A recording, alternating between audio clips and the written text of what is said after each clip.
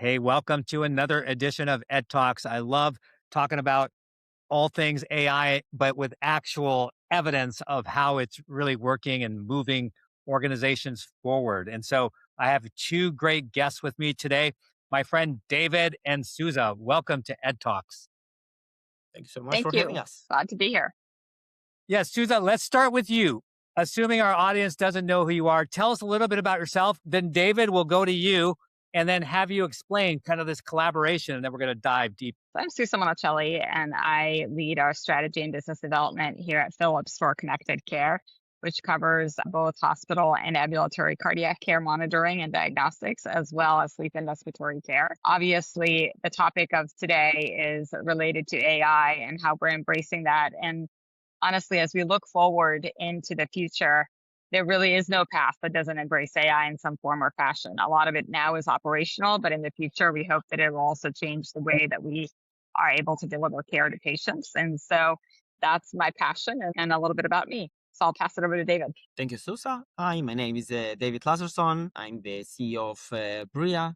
I started my professional career at the elementary school doing cybersecurity and data. I spent in this field a couple of decades before the decision to switch to healthcare. It came with the understanding that healthcare is a little bit behind some other industries, and there is a lot of opportunities to apply cutting edge technologies where they can make the most impact. So around 7 years ago, switched to healthcare.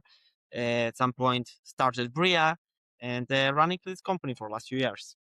Yeah, no, that's super exciting. And tell us a little bit, maybe Susa, tell us a little bit about the collaboration between Philips and Bria. Yeah, so what we're really looking to do is make it easier to access data. And because AI is so heavily dependent on that data access, but then you start to build layers on top of it. And what we're looking for in our collaboration is okay, so great, we can get access to data, secure it, work comfortably with our partners in their environments with that data, not necessarily extracting that data to other environments, but also then layer on it indices that allow us to create a common language that allows more and more people within our organizations to access that data, to run queries, to create insights that help not only our clinical publishing arm, which is where the obvious connection usually comes to, but also helps our business owners and our product development teams think about how they can utilize and query the data in a more accessible way. So to me, that's kind of the second layer. And then the third layer becomes that insights layer. How do we turn these elements into real actionable insights that change the trajectory of the business and change the trajectory of our patient care?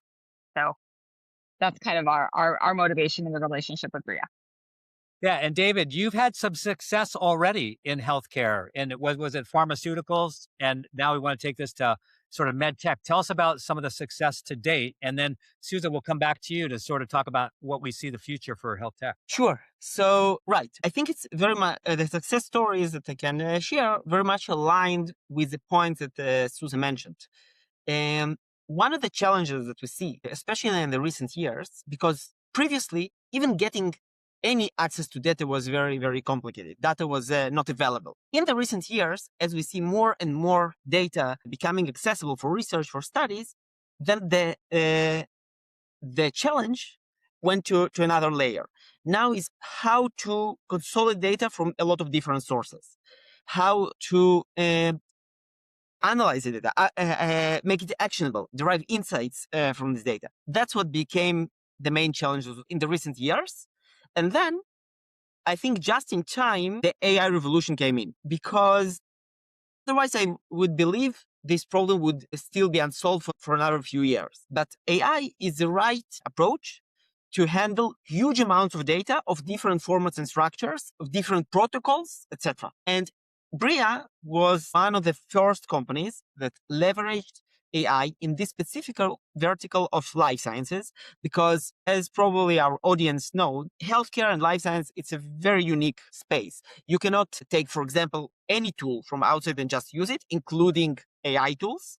They will just not work. The depth of the knowledge, of the understanding of the nuances that's required in the space is significant. So it requires dedicated software, dedicated tools that understand how infrastructures work. So basically, back to Bria, what Bria built is a platform that understands epidemiological and scientific workflows, understand healthcare workflows in healthcare organizations, that can integrate and communicate with different types of data, clinical data, real world data, registers data, claims data, and others, can process all of them, can process unstructured node. And by the way, around 2/3 of the data in healthcare is unstructured. It's just nodes. So Briya is able to handle all of this to support a lot of existing challenges, but mainly I would say the question is not how to get data. As I said, getting data nowadays is easier. It's how to turn it into evidence. That's a big challenge. The FDA requires recently to have more and more data in every submission.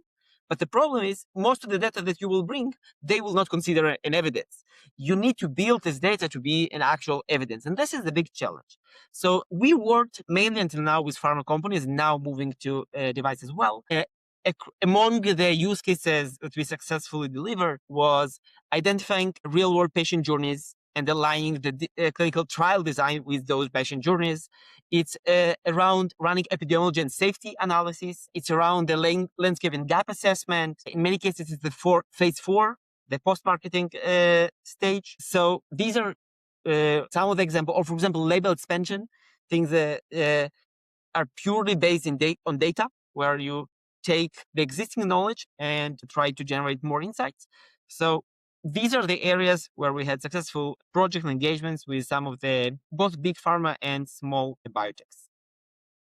No, that's terrific. And if you can do that in life sciences, med tech should be pretty easy, right? Susa, what do you see happening here with this collaboration, and then how can we find you? I think that it is everything that David said and then some. For us, it's about creating speed. Ultimately, it's a speed of facilitating not only the evidence generation, but the speed of facilitating decision making. And so, from our perspective, as we're thinking about new designs and new ways of being able to really create that intelligent care system on behalf of the health systems that we serve, that speed and alacrity and being able to connect data from different data sources, real world evidence with emerging clinical evidence, and then create enough of it so there's confidence in how we deploy and market. That's what we're looking for our collaboration to be able to solve for. And we're at the beginning, right?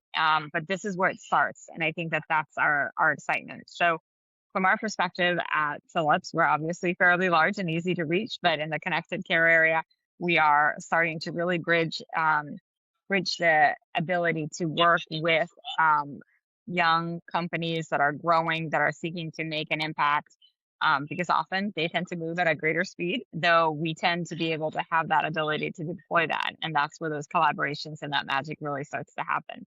So that's a little bit on me, David. Yeah, I agree. And I see a significant potential specifically in medtech because we see that the AI revolution actually even pushes forward the already existing trend of more and more R&D happening in small biotechs rather than big pharma companies because they are faster and better in adoption of AI. So now a small team in a biotech company can do what previously only the big pharmas were capable of. Now they can do the same with AI. So that's what you see in big pharma. In medtech, I think that even though may potential resistance, eventually the big companies will adopt AI because they are by definition more technological. They have their own data that the device generate. So it's inevitable. They will adopt AI and they will incorporate it. So I see with the big medical device companies even a bigger opportunity potentially than the pharma because they have devices that generate data. They have data that need to be processed. Yeah, that's brilliantly said. And we'll put all the information, how to reach you, in the show notes and in the comment section so that those that are interested can learn a little bit more. Thank you so much, David and Susa, for being my guests on EdTalks. Hey,